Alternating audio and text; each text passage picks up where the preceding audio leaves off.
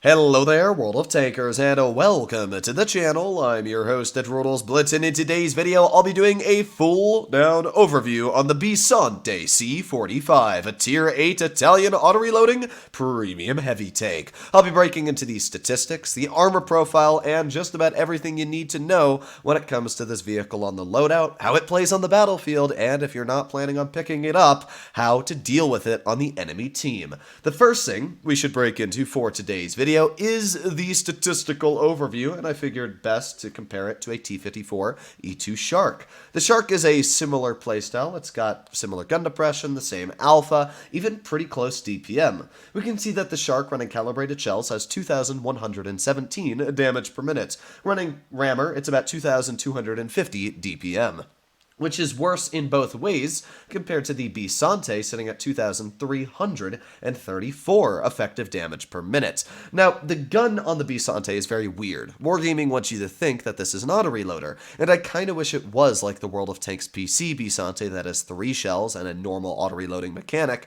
However, it's just not. It's got 2 shells. The first shell takes 16.3 seconds to reload, and the second one takes 5.71 seconds to reload. You also have to add in that intro clip of 2.5 seconds, so it's actually about 8.2 seconds to reload the second shell. If you divide the 60 seconds in a minute to the 8.2 second reload, and then multiply that by the 310 damage per shot, it's going to roughly give you about 2,250-ish DPM, somewhere around there. And that is the DPM of the Bisonte. So it's actually about exactly the same as the Shark as a single shot on DPM levels. So it's not too bad at all. But the nice thing is the Shark has to run rammer to get those DPM values, while the Bisonte can run calibrated shells and have a bit more penetration. And when I say a bit more, it's quite a bit. It's 236 on the standard and 285 or something like that on the premium shells. So very, very good penetration.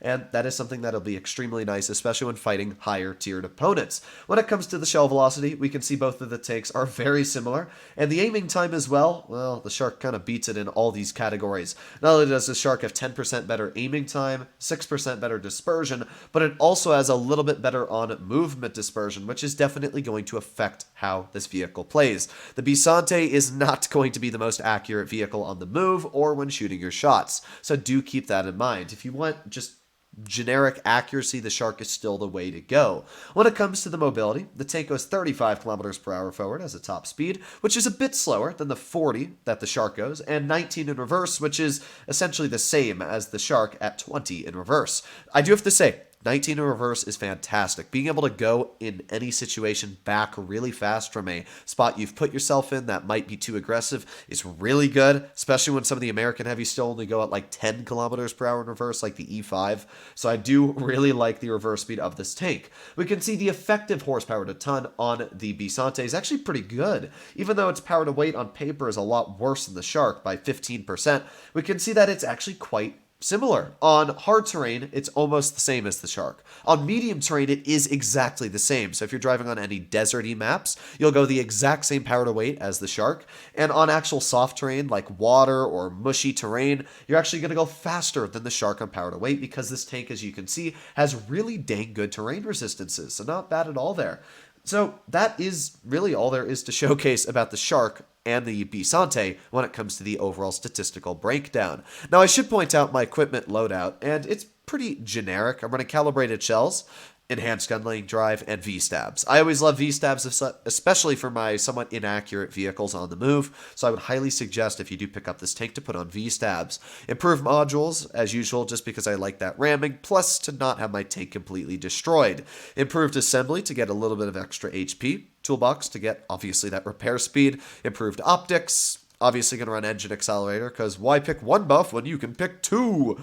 And to finish it off, we've got consumable delivery system. It's always a toss-up whether you want high-end consumables to use your adrenaline longer on certain tanks or consumable delivery system. However, it shouldn't be a toss-up at all for a vehicle like this that doesn't have really any usable consumables apart from repair kits. Because of that, I would just suggest in general to run your getting them back faster consumable delivery system, which gets you back them 50 15% faster, because then you can just keep on using your consumables over and over faster and faster to repair stuff that does break. The armor profile is where the Bisonte gets a bit weird. This is an IS-3 with AP ammunition with calibrated shells equipped aiming at the front of the Bisonte on flat ground. We can see there are a lot of weak spots. First of all, we got this huge lower plate, and yeah, that lower plate is only 40 millimeters thick. That means if you have pretty high penetration HE or even a 122 millimeter like the IS-3, you can actually penetrate the lower plate on this vehicle with a high explosive shell. Now, I should point out that if you are angling the tank, you might have a harder chance of penetrating it, but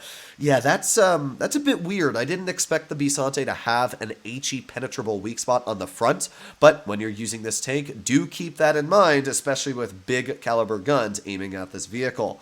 Well, not only is its lower plate weird, but even the turret's a bit weird. We can see that it's only about 226 on flat, and it's really only once you start using the 8 degrees of gun depression that the turret armor becomes pretty decent at about 250 mils thick. But even then, if you're loading premium with the majority of your tier 8 heavies, you still can penetrate the turret cheeks, which are about 260-ish thick. So the Bisonte is definitely not a super heavily armored vehicle. In fact, I wouldn't even say it's that good on armor at all. It's not bad, but it's definitely not going to be getting the bounces that you would expect when comparing this vehicle statistically to a T-54E2 Shark. So yeah, kind of weird there, right? I'm expecting when I play this tank, as I haven't played it yet, it not to be as fun as I want it to be because of the turret weak spots. Now, when it comes to the mantlet, very strong. This is an impervious mantlet. Even loading premium, yeah, it's like 400, 500 thick. So that is one good thing about the tank, is if you do hit that mantlet from any distance,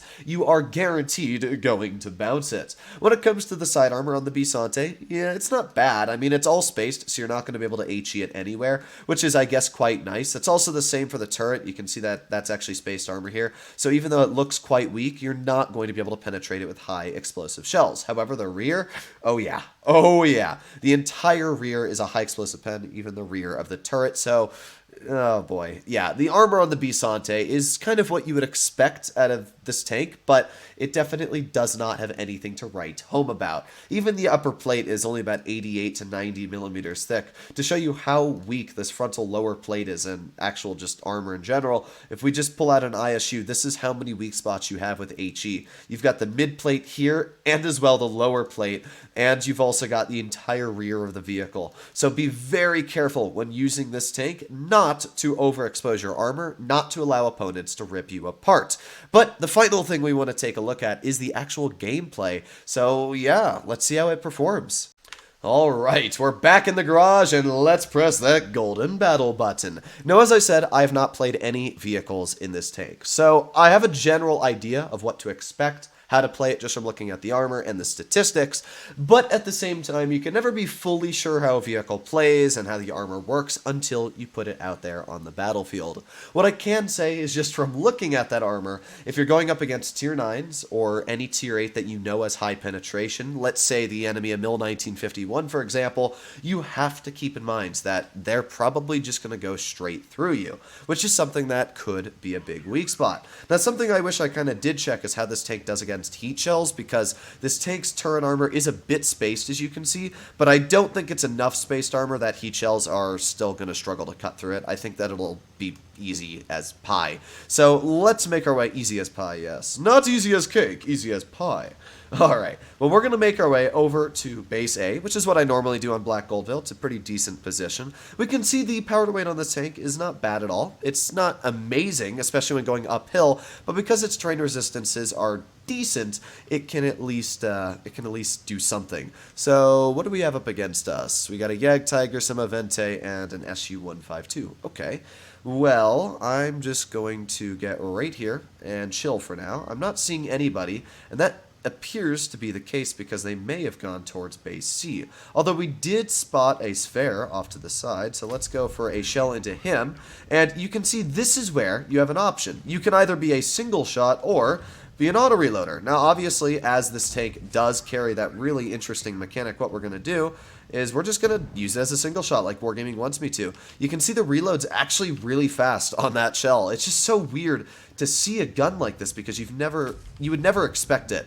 Oh boy. I wanted to shoot that shell to showcase the on-movement dispersion, and yeah, it's definitely not great. We got the Yag Tiger aiming at us. He does miss us, and I'm actually going to dump my second shell into him there because we're getting shot by the enemy Bisonte, I guess, but oh well, it's completely fine, as we still have plenty of health left. Now, you might be wondering, well, Droodles, why'd you dump your second shell into him? Aren't you losing DPM doing that? And yeah, I am, but notice how I'm repositioning, and I'm not going to be able to shoot anybody in the time I'm repositioning as it is. So essentially, all I did was I gave myself more effective DPM.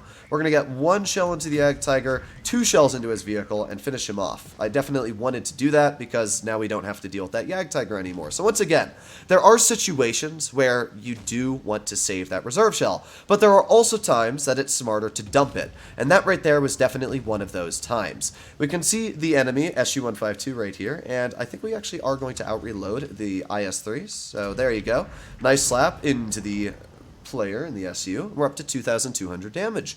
I have to say, so far the tank seems pretty nice. I do like how this reserve shell feels because it's not a ridiculously long reload to the point where you can't use it, which is actually not awful. We're going to get 1 HE into the rear of the mill and get that second shell in, finishing him off. And that right there is what the Shark cannot do. In the Shark or any other single-shot vehicle, you don't have the ability to get out that second shell. But with this tank, you do, and it feels, actually, I gotta say, pretty nice. I wasn't expecting this tank to be as fun as it is playing out to be so far, but I have to say the gun's doing a pretty decent job. We're going to get one shell into the T29, and this is where it's smarter for me to wait for that shell to reload. You can see the reload is so dang fast, so yeah, there you go. Get the nice clear on the enemy T29, and all that's left is the Bisonte and the Bisonte C45. There's the enemy Bisonte. I'm not going to worry about him, honestly. He doesn't have enough health for me to really care. I think the Bisonte was somewhere over here, if I'm not mistaken. Where are you?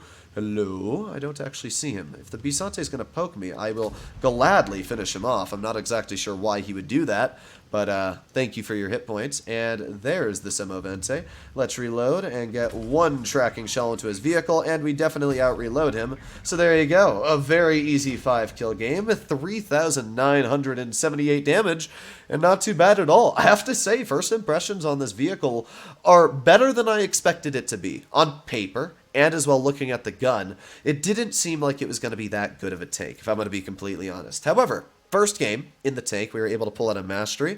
Yeah, not bad at all, I have to say. Zoop. What if I just didn't ever play this tank again and I just left my stats at that? Yeah, that'd be great. Alright, so let's do one more battle. The first ideas I have of this tank, I thought it was going to be poor because it was just kind of going to be a worse Shark. The gun is worse, especially when it comes to on-movement dispersion, and really the only advantage I was seeing was pen. However, as I always say, you can't judge a book until you play it, or a tank as well, I guess. And that is definitely the case for this vehicle. I kind of failed to put into account that you're still able to dump that reserve shell, and because of that, it means that there's certain situations where you're able to get out 620 damage, where a Shark or another single shot like the Tiger II would only be able to get out 310. So I do see that as the big advantage with this vehicle, is being able to dump out that second shell. While that reserve shell does lower your DPM to 1400, it's not an unbearably low amount of DPM, and the reload's only 16 seconds, which is still long, don't get me wrong, but it's not ridiculously long is the best way to word it. So what we're going to do is ignore this base. You can see that two of my teammates are capturing it, so I'm going to push up here, and we're going to see if I can get some shells into the enemy. We got the enemy Bisonte right over here, who I'm going to push right up to, and let's see if he shows me his upper plate. Well, he already shot once, which means we can get one shell into his vehicle, and we're actually going to dump the second one out as well. Now, the reason behind that is because I know that this Bisonte is going to probably shoot me if I poke anyway, and I think it's just smarter to dump it and stay into cover and reload. It's not like we need to worry all too much. So now we're chilling here. We're reloading. I can keep this guy off. Hello, Mr. Mill. Now, I know my turn armor is not great, so I don't want to put myself in a position where I can just be penned willy-nilly, but by the way, that's the great heat pen on the vehicle. I mean, you can see there, we easily cut through the Emil 1's turret. We're going to reload again, and unfortunately, we're not able to get a shell into the Emil 1 again, but we are able to connect a shell into the enemy Shark, so not too bad. The Lycan did shoot, and with that, we're going to be able to get maybe 1 or 2 shells into him. Here we go. There's 1 shell, and, well, we're just going to reload. I think we can actually just keep on DPMing our opponents here. Although it might have actually been better if I had fired that second shell. Oh, no, he's just going to go right in the open. And he's going to let me get 1 shell out and 2. Nice! All right. With the time that we're reloading, I am going to help out my Tiger too. I see there's a lot of things going on right now. But yeah, you can see once again, this is where dumping that second shell isn't a terrible idea. Because by the time it takes me to get over to the Semovente, I already have a 1 shell loaded. We're going to dump an HE into the rear of that Semovente, which means we don't even need to wait for our second shell to reload, and we're able to help out our Tiger too. With that, we're up to 2,600 damage dealt, and that's not too bad at all. We got the T77 off to the side, and we also got the Lycan over here. I feel like I shouldn't have to help out my Tiger 2 with that Lycan, so I'm not going to. Yeah, I don't think he needs help. I'm going to head over here and see if we can get some damage into, let's go for the T77. Okay, well, maybe not, but the good news is I do have my Tiger 2, who will help me out at least a little bit, I'm hoping. Let's just keep my hull here, and this is a perfect example of where the armor on this tank is nothing amazing. I am going to dump my second shell into the mill and just start backing up, because with an auto-reloader, I will always out-reload this mill. So I'm not worried about him at all. So really the player that I'm a bit more cautious about here is the enemy Shark. So we've just got a couple more seconds left, and there you go. Now we've got 1 shell loaded, and yeah, this will be a fairly easy win. We're just going to reload, and a bonk. There you go. Very easy clear. And with that, this is once again another example where I should just be able to shoot 2 shells, finishing off the enemy T77, and should definitely get the job done. So let's push over to the T77 and get 1 shell in right there. Shark, hopefully, I was going to say hopefully the Shark finishes him off, but unfortunately he was not able to. Now we got the T77 left too. I'm going to pretend like I'm going to go this way towards, but in reality I'm going to turn the other way, so hopefully we can cut him off here. I'm going to stay wide, and let's see, there you are. Thank you for your hit points. And all that's left is the enemy Dracula. Now we're up on base cap, so that's great, and we still have 2 shells loaded in the barrel. I do not know how much health the Drac has, but judging that we are up on base cap at this point, I don't really think there's much of a threat. If I were the Dracula, I would go to base B. I feel like that's really the only option this guy has, judging that, well, we have the bases capped. So I'm just going to wait here for now.